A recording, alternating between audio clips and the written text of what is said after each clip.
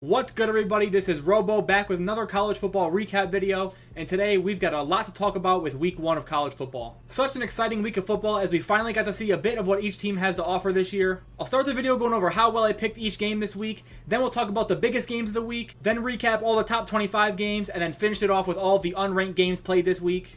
Here's my record for week 1 picks. I absolutely crushed it against the spread, especially early on. Took a few L's to end the week out with some tough games, but 28-13 is a pretty strong record against the spread. I'll have my week 2 picks video up by Friday, so stay tuned for that. However, first up, where else to start other than the talk of the country right now with primetime Deion Sanders and Colorado. What a debut game from primetime in the transfer squad. I knew this TCU team was a bit overrated as they brought out almost an entirely new group, and Colorado was going to be crazy amped for this game, but wow, 510 yards passing and 4 touchdowns from Shedeur Sanders, 150 yards and 3 touchdowns from Dylan Edwards, and 129 snaps played by Travis Hunter with over 100 yards receiving and a highlight reel interception on the other end. Colorado has a couple really tough games in their schedule, but this team looks like a lock for bowl season after week 1 and are now favorites against Nebraska in week 2. Couldn't have gone better for Deion's group as they now have 3 Heisman candidates and a ton of hype going to the top 25 in week 2. Off his back foot, caught, first down, and more down the sideline. Stop and start, Edwards. Touchdown, Colorado. And how about Florida State? What a showing in the second half of this LSU game. Just utter dominance on both sides of the ball. I'm not sure anyone on their schedule will be able to shut down that offense with Keon Coleman emerging as one of the top receiver prospects in the country. I knew he was special watching him at Michigan State, and this performance took it to a whole new level with 3 touchdowns. My biggest issue with LSU in this game is their usage of Harold Perkins. Perk is an unbelievable talent off the edge, maybe comparable to Micah Parsons at Penn State, yet LSU opted for a mind-blowing decision to play him as an off-ball coverage linebacker, possibly a big reason for the blowout loss. And around, banging into the end zone, and they tack on more. That's Jaheim Bell.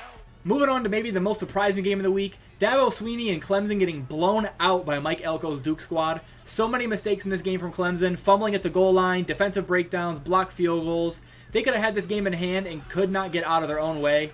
Cade Klubnik's performance can pretty much be summarized by one play, opting to slide short of the first down to avoid a hit on a late game 4th down play. On the other end, it was just an impressive performance from quarterback Riley Leonard and a resilient Duke defense who got the job done when it counted, pulling off the upset and joining the top 25 in week 2. Waters making a house call with the exclamation point on this one.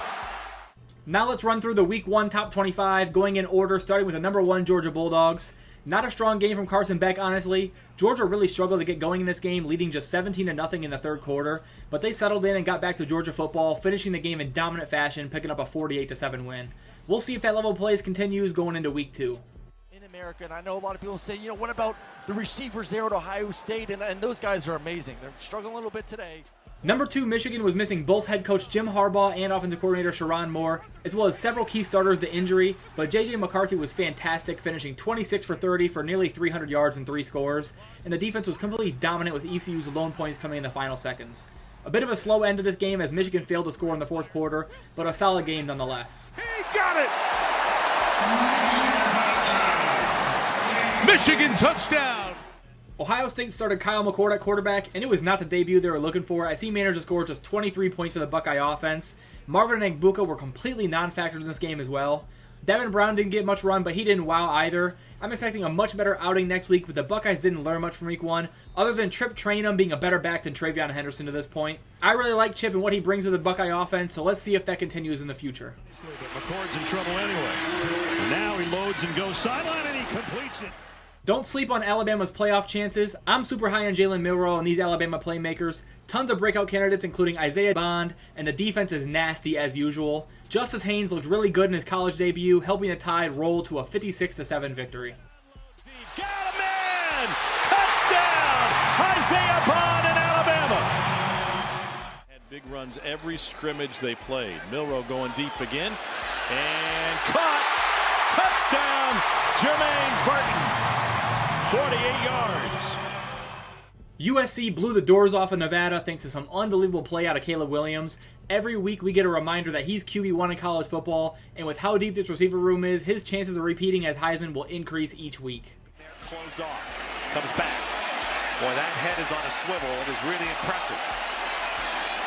And now a touchdown throw to Brendan Rice. Penn State handled West Virginia in week 1, although I wasn't as impressed as I thought I'd be. Drew Aller is definitely going to be an absolute stud, but if it wasn't for a last-second score, the game might have been viewed a bit differently. Regardless, Keandre Lambert-Smith looks primed for a big year as Aller's go-to target, and they'll be in the thick of the playoff race deep into the year. Michael Penix Jr. and that loaded Washington offense were unstoppable against Boise State, throwing for 450 yards and 5 touchdowns on the day. Penix is my QB4 right now for the upcoming draft, and as long as Washington picks up a couple huge victories this season, he's got a real shot at this year's Heisman.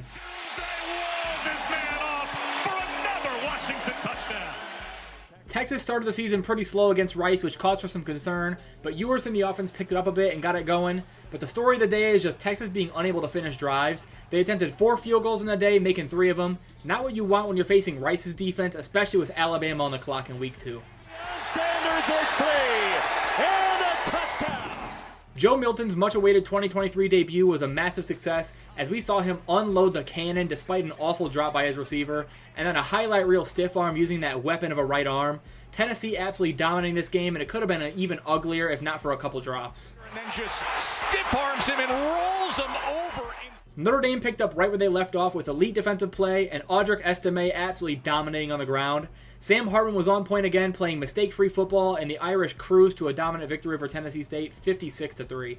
Hartman keeps on himself and leaps into the end zone. Utah and Florida kicked off the season on Thursday night, and man, it could not have gone worse for Billy Napier's squad. Some embarrassing mistakes both on the field and within the coaching staff, as Graham Mertz's poor play behind a brutal offensive line didn't help, and they got beat badly by Utah's third-string quarterback, 24-11. And then accelerates all the way to the end zone. Oregon's offense was absolutely absurd in week 1 as Bucky Irving took 4 carries for 119 yards and 2 scores, and Bo Nix completed all but 4 passes for 287 yards in the day. The Ducks rushed for 348 yards as a team, which helped them put up a week high of 81 points in the victory over Portland State. Number 16 Kansas State kicked off the season against Southeast Missouri State and dominated in a shutout victory, 45-0. Will Howard had a solid game, feeding R.J. Garcia II, who finished with 119 yards and a touchdown, leading the way. This time he will not be denied. DJ Uiagalelei made his Oregon State debut and did not disappoint, throwing for 3 touchdowns and rushing for another 2, and Damian Martinez was fantastic, rushing 18 times for 148 yards. This Beaver offensive line might be the best in college football this season, and that could help them be a sleeper in the Pac-12 this year. Caught by Anthony Gold, touchdown Oregon State. Number 19 Wisconsin got the win over Buffalo in Luke Fickell's debut, thanks to an unbelievable game on the ground from both Ches Malusi and Braylon Allen, combining for 300 yards and 4 touchdowns. Tanner Mordecai threw a pair of picks in the day, but it wasn't all bad, and the win for the Badgers. We have to keep him on there because he protects so well. Allen to the edge. Braylon Allen. What a start to the season for the Oklahoma Sooners, as Dylan Gabriel put together an elite performance, throwing for over 300 yards and 3 total touchdowns, and true freshman Jackson Arnold was a perfect 11 for 11 passing in relief of him. Oklahoma picked up a massive win, 73-0 on the day. Gabriel again will buy some time and a touchdown. Drake May's 2023 debut was full of highlights with a couple beautiful throws to make up for a pair of picks, but North Carolina's defense was the real story as they abused a struggling Gamecock offensive line, sacking Spencer Rattler 9 times, leading to a 31-17 win in Week 1. Ole Miss named Jackson Dart the starting quarterback, and he showed out with a 334-yard, 4-touchdown day, including 3 touchdown passes to Trey Harris within the first 4 minutes of the game. Ole Miss continued to dominate as the game went on and picked up the win 73-7. Plenty of time. Over the middle, another completion. And another touchdown for Trey Harris. Staying in the SEC with the number 23 Texas A&M Aggies, and what a day for Connor Wegman. 5 touchdown passes, including 2 to my breakout candidate Evan Stewart, and 3 to Noah Thomas, in an unbelievable day for that trio. Texas A&M picked up the blowout win 52-10 on the day. Evan Stewart. As I said in my pick video, Tulane being less than a touchdown favorite at home against South Alabama should be taken as disrespect, and it seems they did, as Michael Pratt was incredible despite a run-heavy offensive game plan that wasn't working much. But behind Pratt and an elite defensive day, Tulane got an easy win, 37-17. Got Jackson deep. Got him. A 40.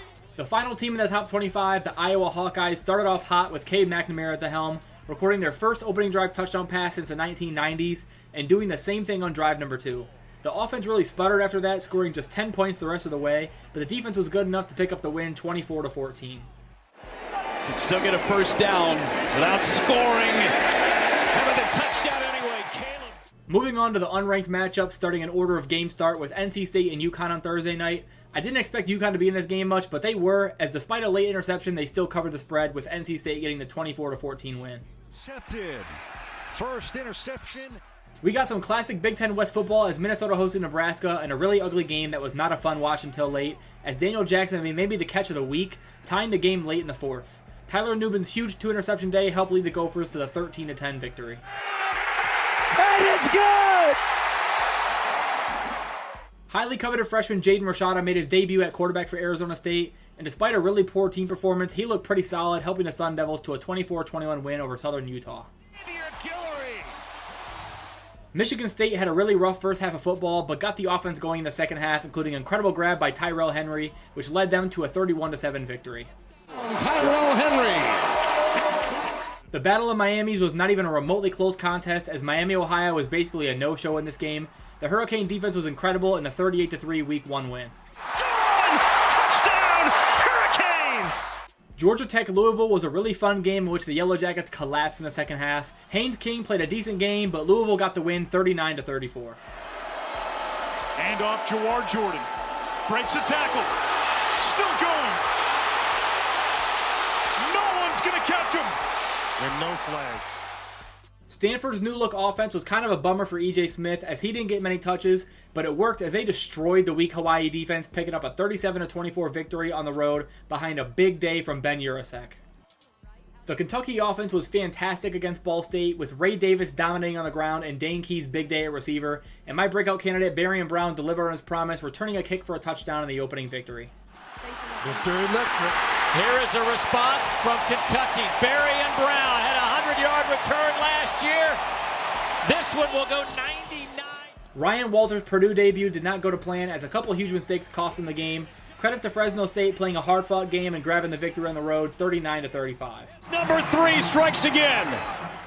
SMU started their season against a broken-in Louisiana Tech team, but it didn't look that way as SMU absolutely wiped the floor with them, grabbing the blowout win 38-14. Boston College was on upset alert heading into this game, and that's exactly what happened as Northern Illinois came in and took over the city, stealing the win 27-24 in overtime thanks to Rocky Lombardi's game-winning touchdown. Lombardi at the end zone. Game touchdown. Over. Arkansas started their season with a win over Western Carolina. KJ Jefferson had an efficient 3-touchdown day to lead the way for the offense as they put up 56 points in the day, an impressive first win. Jefferson holds on to it. A little bit of sleight of hand. Pounds, but he can also run the football. Backed on a play fake, has a receiver out there, hits him in stride, touchdown. Temple and Akron was a solid game, as I mentioned in my picks video. Akron looked pretty solid despite the loss, falling to a final score of 24-21 in a really competitive game. I partially disrespected the Auburn Tigers, picking UMass to cover the massive 36-point spread, and an abysmal day from Tyson Pumachan paired with a dynamic game from both Robbie Ashford and Peyton Thorne helped lead the Tigers to a 59-14 win. Now here, Thorne over the top to the end zone, touchdown, Jay Fair with a quick strike. Maryland picked up their first win of the season against In-State Towson, led by Talia's big day as he relied on tight end Corey Dyches, who had over 100 yards receiving and a touchdown, and a 38-6 win. A 23-yard sprint. My Western Kentucky USF prediction was spot on, with the final score being exactly 41-24, thanks to a big day from Austin Reed throwing the ball 50 times for 336 yards and a pair of touchdowns in the win. Special shout out to former Florida quarterback Emory Jones, who made his Cincinnati debut and shined with 7 total touchdowns in the day, including 5 through the air, as the Bearcats got their first win post Luke Fickell era, 66-13. Cal entered their game against North Texas on upset alert, but absolutely destroyed the Doubters with a stunning 58-21 victory. 350 rushing yards as a team and 3 interceptions in the day for Cal in the big-time win. Look at him force his way inside for the touchdown! No Sean Tucker, no problem for the Syracuse offense as they put up 270 rushing yards as a team against Colgate, and some solid quarterback play helped them dominate all game as they got the 65-0 shutout win. Nice move there. Touchdown, Syracuse. Washington State had a massive day offensively as Cam Ward went into Colorado and put up 450 yards and 4 total touchdowns, and despite 3 fumbles, he got the job done as they won 50-24. Millen throws an interception, and it'll be returned for a touchdown right after the... Maybe the biggest upset of the week came here as Dave Aranda's Baylor squad suffered an embarrassing loss to Texas State. Former Auburn Tiger TJ Finley was phenomenal as they take down the 27-point favorite Baylor Bears 42-31. Finley gonna uncork it.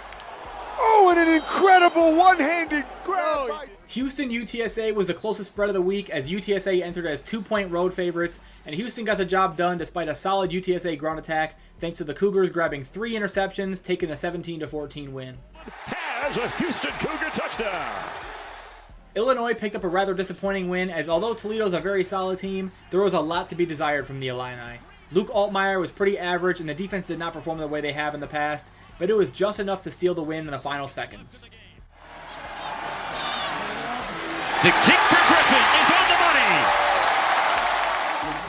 Wyoming Texas Tech was a super entertaining game that went into overtime, with Wyoming picking up a big-time win on a 2-point conversion with a final score 35-33 Cowboys. Peasley. Scott! Touchdown is in! The point is good! Wyoming! Virginia Tech looked to grab revenge from last year's upset loss to Old Dominion, and this was a fairly close game for a bit, but Tech got hot in the passing game and didn't look back, grabbing the 36-17 revenge win. 8 possessions. Wells loads for the end zone. Ollie Jennings, touchdown! BYU and Sam Houston took part in the lowest scoring game of the week as both defenses came to play, including 3 picks from the BYU side. Keaton Slovis was alright for the Cougars as they grabbed a 14-0 shutout win in week 1. Throws intercepted. UCLA named Ethan Garber starting quarterback over 5-star freshman Dante Moore, but this game is enough evidence in my eyes that Dante is the guy moving forward.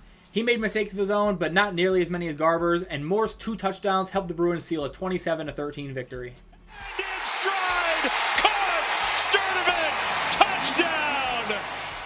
Rutgers kicked off their season with a win over the Northwestern Wildcats, and as expected with the whole offseason issues in Evanston, the Wildcats were nearly shut out, with Rutgers picking up a 24-7 win, thanks to a great game from stud corner Max Melton grabbing his first pick of the 2023 season. It's intercepted. Max Melton.